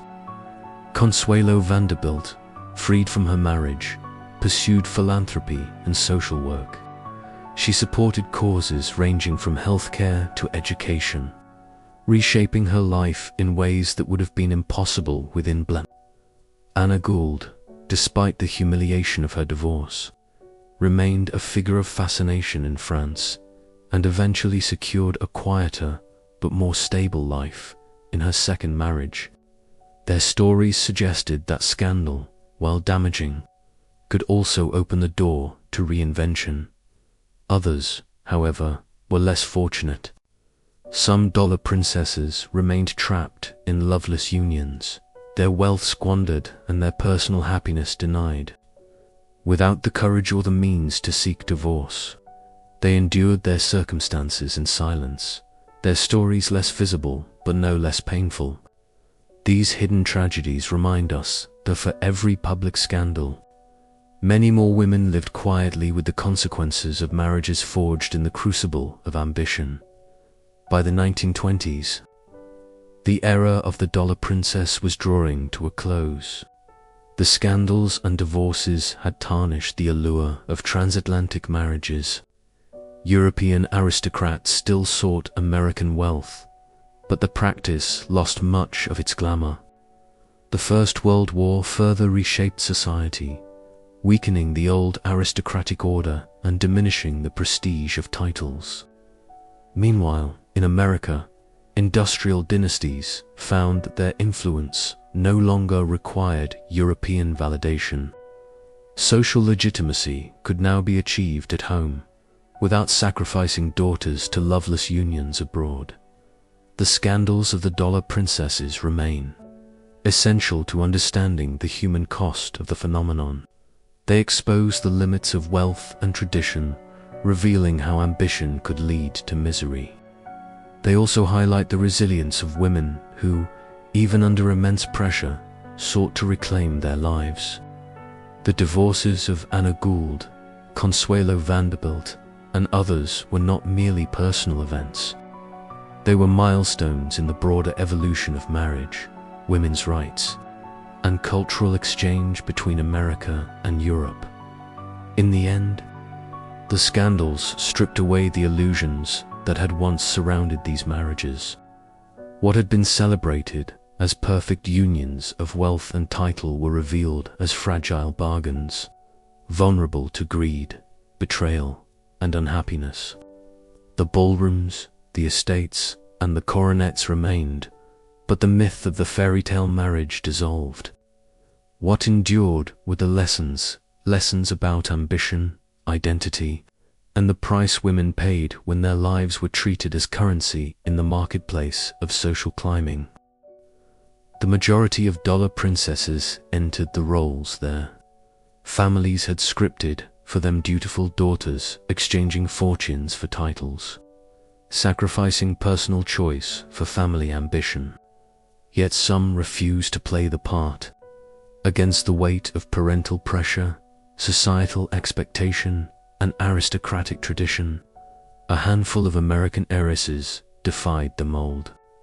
Their stories reveal not only the risks of resistance, but also the possibility of carving out independence in a world that sought to define them by their dowries. One of the most striking figures was Consuelo Vanderbilt herself, whose life, after her separation from the Duke of Marlborough, became a symbol of resilience. Having been coerced into marriage at 18, Consuelo spent more than a decade fulfilling the rigid duties of a duchess at Blenheim Palace. But in 1906, she made the extraordinary decision to leave her husband. This act alone marked her as an outlier in a society that prized appearances above all. By the time her divorce was finalized in 1921, Consuelo had already rebuilt her identity. She dedicated herself to philanthropy, supporting hospitals, schools, and charitable institutions, and later married Jacques Bolson, a French aviator and industrialist. In her second marriage, she found the companionship and respect denied to her in the first. Her memoir, The Glitter, and the Gould was both a personal account and a public declaration that she had reclaimed her life. Anna Gould, despite enduring the humiliations of her marriage to Count Boni de Castellina, also charted her own course after scandal. Rather than retreating into obscurity, she faced the French courts head-on, securing a divorce in a country where the Catholic establishment resisted the very concept. Her courage in pursuing separation, despite intense public scrutiny, marked her as a woman unwilling to accept perpetual victimhood. Though her subsequent marriage to Hélie de Talleyrand Périgord kept her within the orbit of the aristocracy, she did so on her own terms, refusing to surrender to the narrative of disgrace that many expected. Other heiresses defied expectations, not by leaving aristocratic marriages, but by rejecting them entirely. Mary Leiter of Chicago, for instance, became the wife of George Curzon, a rising British politician who later served as Viceroy of India. Unlike many dollar princesses, Mary entered her marriage with affection as well as ambition. She adapted to her role with extraordinary success, using her intelligence and charm to support her husband's career and carving out influence in British colonial administration. Though her life was cut short by illness, she demonstrated that an American woman could shape her own destiny within the strictures of tradition. Some women used their wealth and independence to pursue entirely different paths.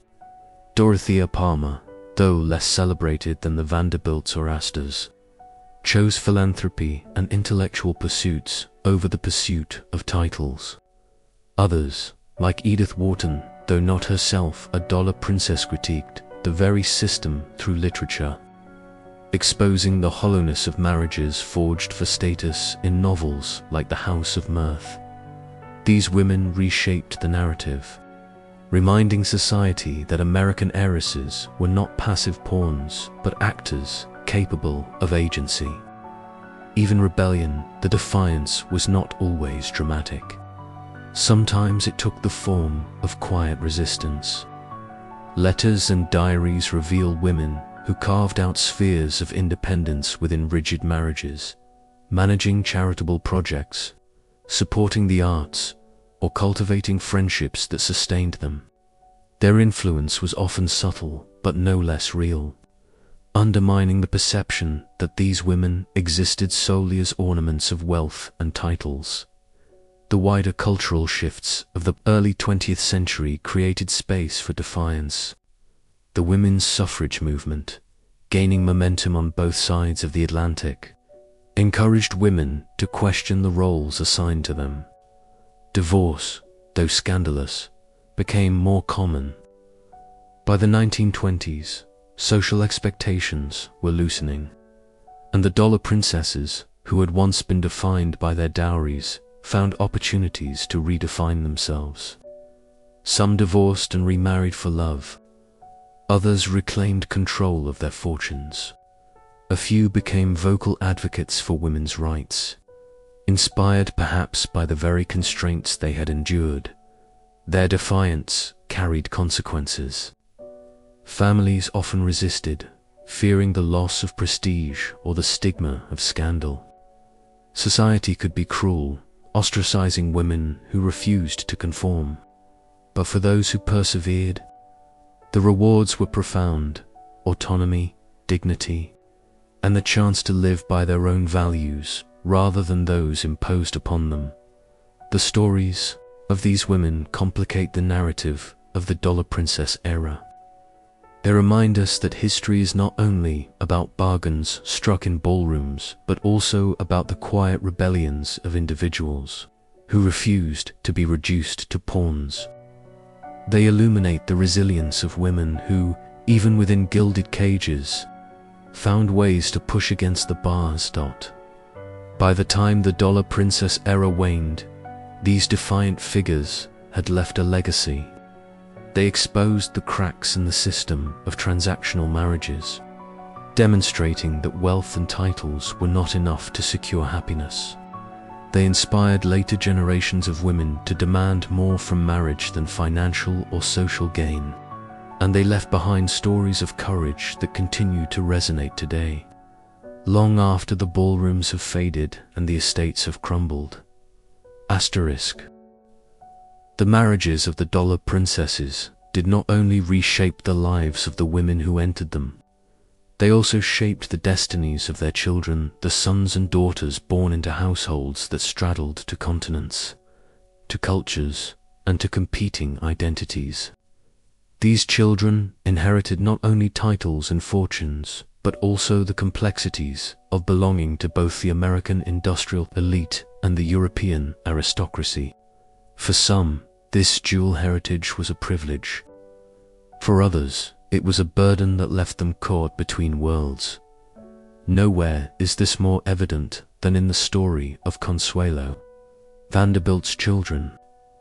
Her marriage to the Duke of Marlborough produced two sons, John Albert William Spencer Churchill, who would become the 10th Duke of Marlborough, and Lord Ivor Spencer Churchill. John, known as Sonny like his father, inherited Blenheim Palace and the immense weight of tradition that came with it. Yet through his mother, he also carried the legacy of America's Gilded Age wealth and ambition. His position exemplified the paradox of the next generation, financially secured by American money but defined socially by European aristocracy. He grew up in the shadow of Blenheim, surrounded by centuries of history. But his very survival as a duke depended on the dowry that his mothers coerced. Marriage had delivered. The Gould children faced a similar dual inheritance. Anna Gould's union with Count Boney de Castellina produced 3 children, who were swept into the tumult of their parents' scandalous divorce. They bore names steeped in French nobility but carried an American fortune tainted by waste and betrayal. Later, Anna's second marriage to Hélie de Talleyrand, Périgord added yet another layer, linking her descendants to one of the most storied families in French history. Her children grew up as heirs to both Wall Street's ruthless ambition and Paris's aristocratic elegance, a blend that reflected the very contradictions of the era these children were raised in, environments where cultural expectations often clashed. In America, the Gilded Age elite promoted values of energy, enterprise, and innovation. In Europe, aristocratic households upheld duty, tradition, and hierarchy. Sons were groomed to inherit estates and titles, often attending Eton, Harrow, or other elite schools, while daughters were raised to replicate the very roles their mothers had endured, ornaments of wealth, bound by etiquette and destined for arranged unions. Yet their American lineage sometimes made them outsiders. In the rigid ranks of European nobility, whispers about their origins lingered. Were they truly aristocrats, or simply beneficiaries of American money? For many of these heirs, the First World War became a crucible that tested and reshaped their identities.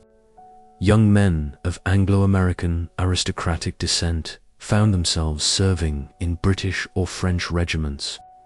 Fighting in the trenches of the Western Front, they carried names that linked them to dukedoms and fortunes.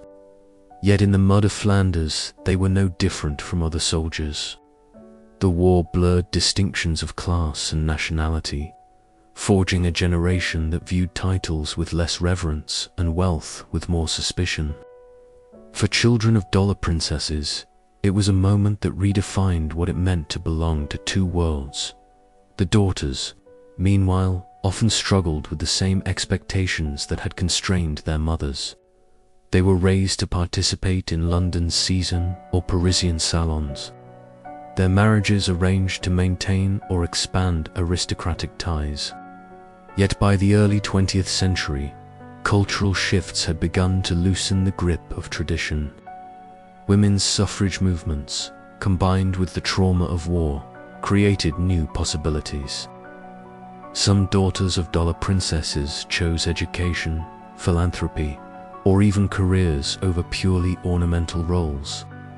Their American lineage may have contributed to this spirit of independence, offering a reminder that across the Atlantic, women were beginning to demand greater agency. The dual identity of these children often produced tensions within families. Some embraced their European heritage, fully adopting the titles and responsibilities it entailed. Others clung to the memory of their American roots, where personal freedom seemed more attainable. Letters and diaries from the period reveal an ambivalence, pride in the grandeur of castles and titles, but also nostalgia for the relative openness of America. They were heirs to Blenheim and Versailles-like estates, yet they were also grandchildren of railroads, steel, and Wall Street. Their lives embodied the merging of two worlds, but not always harmoniously. Public perception of this next generation was equally conflicted. To some, they represented the successful fusion of old world tradition and new world wealth. Their presence in society symbolized a transatlantic aristocracy that transcended national boundaries. To others, they epitomized the corruption of both systems, where money had bought titles and titles had compromised their integrity. Newspapers chronicled their activities, marriages, and scandals with fascination, treating them as living symbols of an era that still gripped the public imagination. Over time, some of these children played prominent roles in shaping the legacy of the dollar princess phenomenon. John Spencer Churchill, the 10th Duke of Marlborough, became a significant figure in British society, carrying the Vanderbilt fortune's legacy into the 20th century. Other descendants pursued politics, diplomacy, or cultural patronage. Their American wealth funded not only estates but also charitable projects, art collections, and institutions that outlasted the marriages that had created them. Yet the contradictions remained. These heirs lived lives of privilege, but their very existence reminded the world of the bargains that had produced them. They were symbols of survival for European aristocracy, proof that titles could endure when sustained by American dollars. At the same time, they were heirs to the disillusionment of their mothers, women who had paid dearly for the preservation of those titles. Their dual identities carried the triumphs and the traumas of the dollar princess era, woven into every estate they inherited and every title they bore by the mid-20th century. The children of the dollar princesses had largely blended into the fabric of European aristocracy. Their American origins, once controversial, became historical footnotes, but their stories reveal the lasting impact of the marriages that produced them. They remind us that the phenomenon was not just about the exchange of wealth and titles, it was about the creation of a new kind of transatlantic aristocracy, one that carried both the ambition of America and the traditions of Europe. The next generation lived in castles and palaces, bore noble names, and held ancient titles. Yet their lives were shaped as much by Wall Street and railroads as by heraldry and ancestry. They were children of two worlds, inheritors of a unique and fleeting moment in history when America's dollars and Europe's traditions collided, leaving behind legacies that still echo today. For nearly 3 decades, the marriages of America's heiresses into Europe's aristocracy captured the imagination of both continents. They were celebrated in newspapers, romanticized in gossip, and envied by ambitious families who dreamed of coronets resting atop their daughters' heads. But by the early 20th century, the glittering facade began to crack. Behind the headlines of lavish weddings and gleaming dowries lay a reality shaped by shifting social values, political upheaval, and the looming shadow of war. The era of the dollar princesses, the supposed fairy tale of dollars buying, titles was drawing to a close. The First World War was the decisive blow. Beginning in 1914, the war transformed Europe, undermining the aristocracy's political and economic foundations. Sons of noble houses, including those born of transatlantic marriages, were called to the front. The trenches of the Western Front spared no class. Dukes, counts, and lords fought and died alongside ordinary soldiers. The shared sacrifice blurred distinctions, weakening the aura of aristocracy. $4 princess families, who had invested millions into estates and titles, the war brought devastation. Incomes from land declined as agriculture faltered, while estates were requisitioned for military use. The castles and palaces that had symbolized stability now became Gould, expensive reminders of a fading order. For the women themselves, the war years brought both tragedy and transformation. Aristocratic duties shifted from ballrooms to hospitals, as duchesses and countesses turned estates into convalescent homes.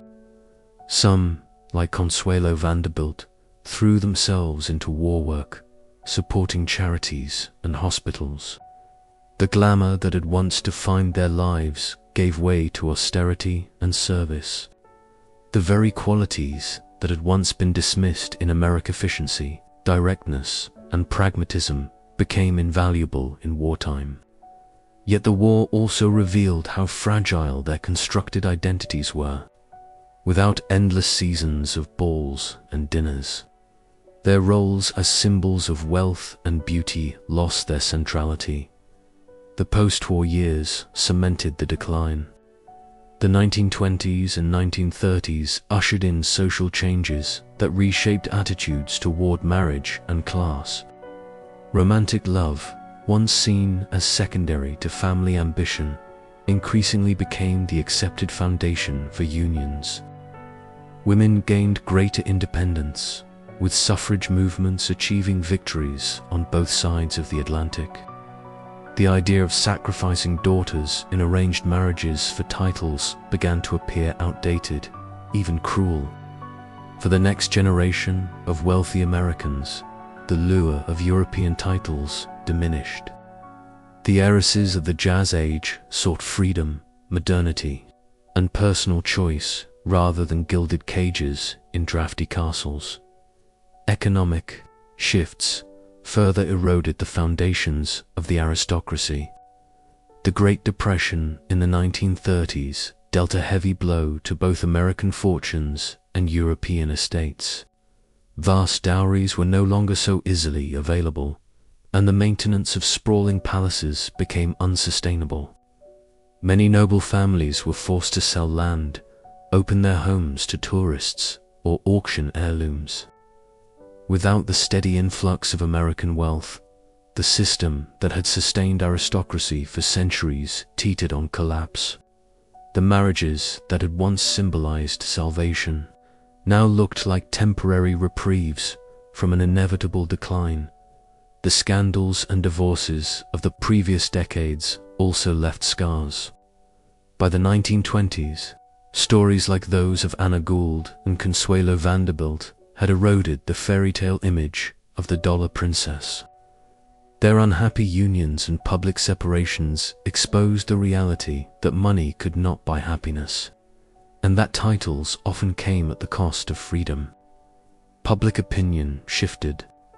Where once these marriages had been romanticized, they were increasingly seen as cautionary tales.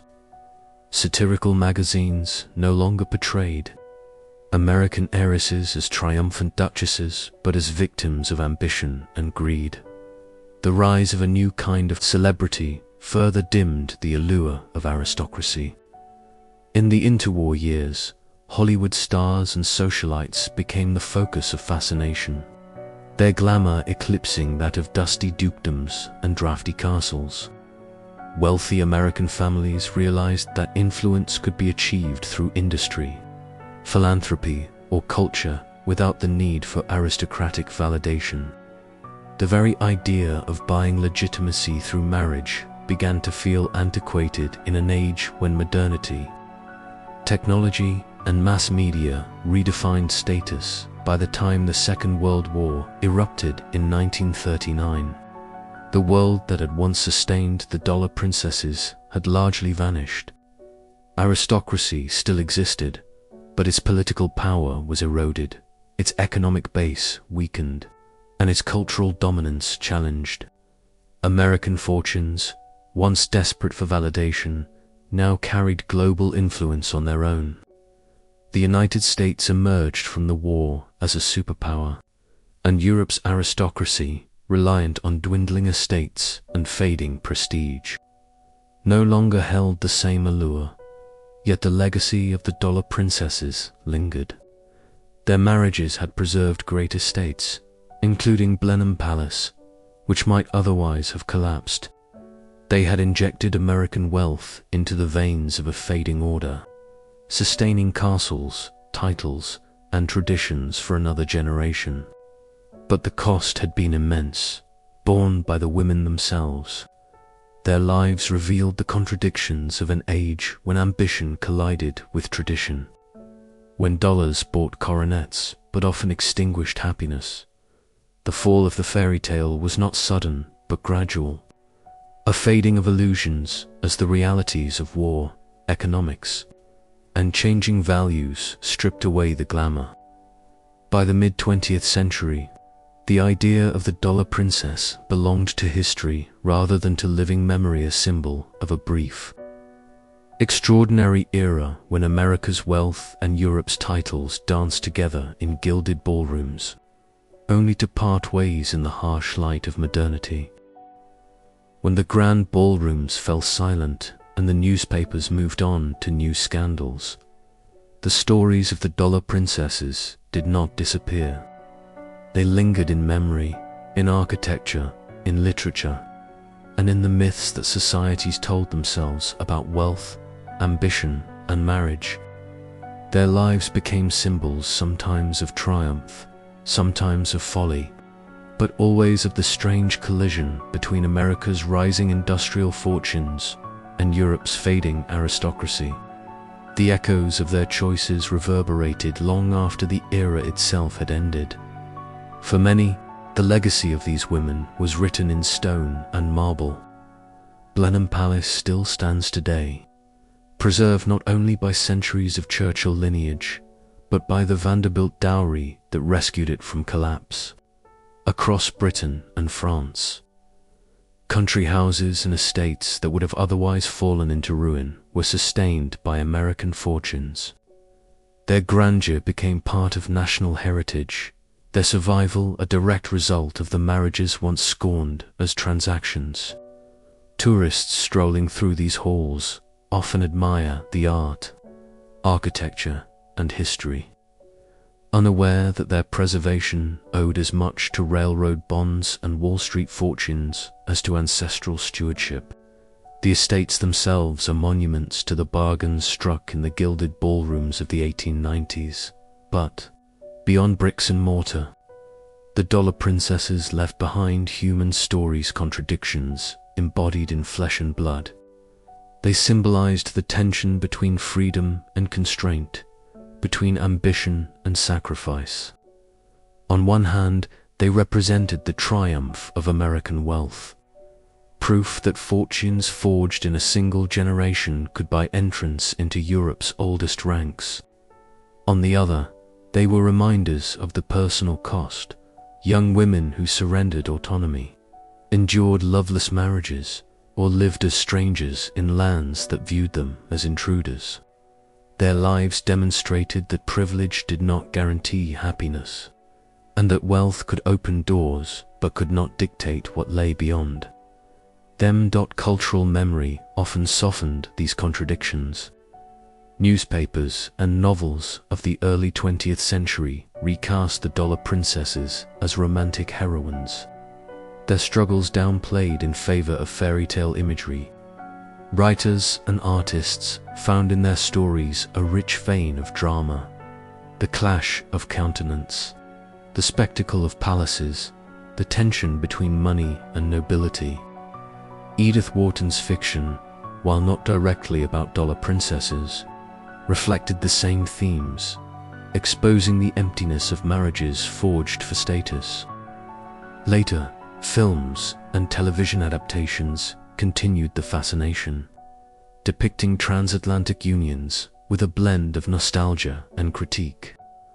The myth of the American heiress rescuing European nobility remained compelling, even as history revealed the pain beneath the surface. Their echoes also resonated in broader cultural shifts. The phenomenon of the dollar princesses foreshadowed debates about women's roles, autonomy, and marriage that would define the 20th century.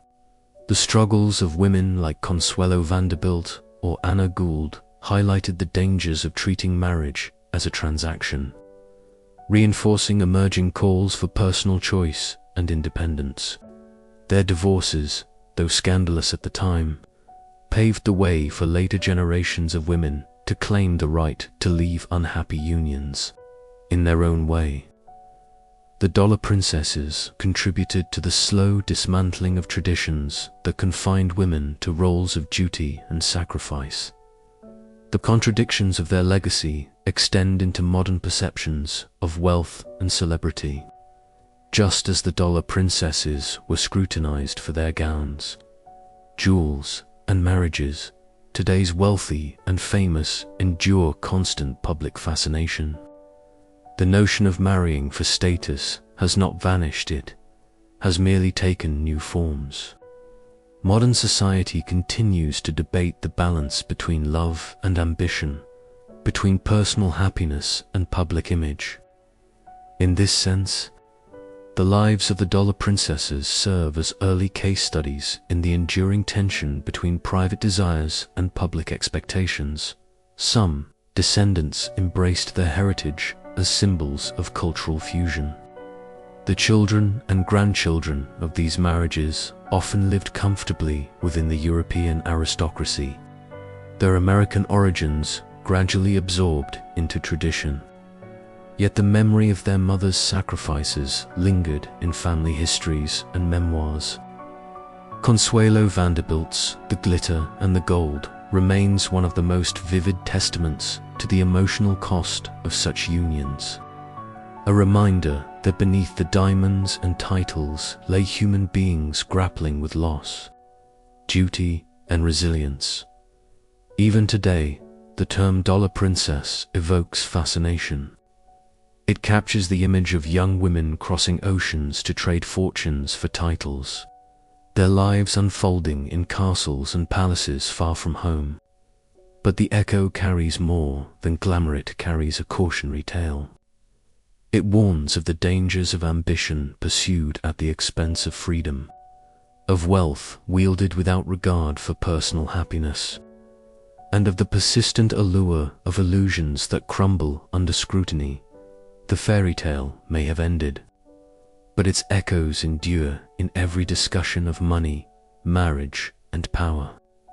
They remind us that history is not just about nations and empires, but about individuals, women who bore the weight of their families' ambitions and who, in their struggles, revealed the limits of both wealth and tradition. The dollar princesses were not simply figures of gossip or scandal. They were pioneers, victims, and survivors, whose lives illuminate the complexities of an age that glittered with gold but was often hollow at its core.